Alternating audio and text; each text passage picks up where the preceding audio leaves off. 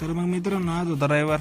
मी सकाळी आम्ही गारठ्या उठत उठलो. दुसरा दिवस होता घरी आणि म्हणलं चला एक राऊंड मारून येऊ मस्त पैकी. सकाळी गारठ्या उठत जरा हवा बिवा मस्त राहते एकदम चकाचक, एकदम फ्रेश हवा राहते. मग गेलो चालून मारून आलो मस्त पैकी.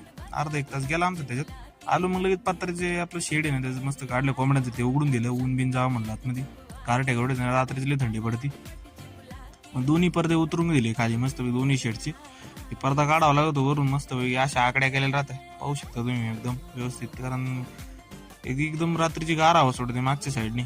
व्यवस्थित पॅक केलं तर बरं राहतं. मग एकदम व्यवस्थित पॅक केलं होतं रात्री चांगलंच.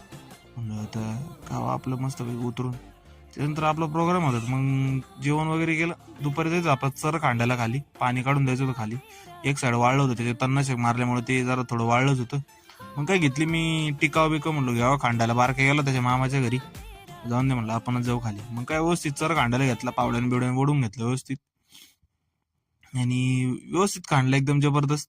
कारण की ते काय पाणी ना पुढे निघत नव्हतं, कारण ते पाणी निघल्यामुळे त्या साईडने पाणी जास्त जात होतं. म्हटलं आता या साईडने पाणी काढावंच लागणार आहे आपल्याला.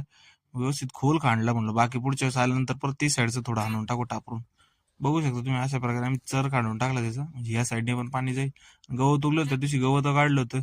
मग गेलो मळ्यात राऊंड मारायला. म्हणलं गहू बिऊ कसा आहे पाहून ऊसन बीस आपला व्यवस्थित. गहू आणि व्यवस्थित होता मस्त पैकी, उगला बी चांगला होता. पण लय उंदरं झाले होते तिथं गावात आणि मग त्याला गोळ्या करायला होत्या उंदराच्या. म्हणजे पाहू नंतर मग निघालो आम्ही घरी परत. पाहू आता त्याच्यानंतर आम्हाला येतात आम्हाला मांजर बी दिसली. बाबा मावशीकडे म्हणलं मांजर द्या आम्हाला. गेलो तो मांजर पाहिला पण ती काही भेटलीच नाही. चला तर भेटू नवीन ब्लॉग मध्ये.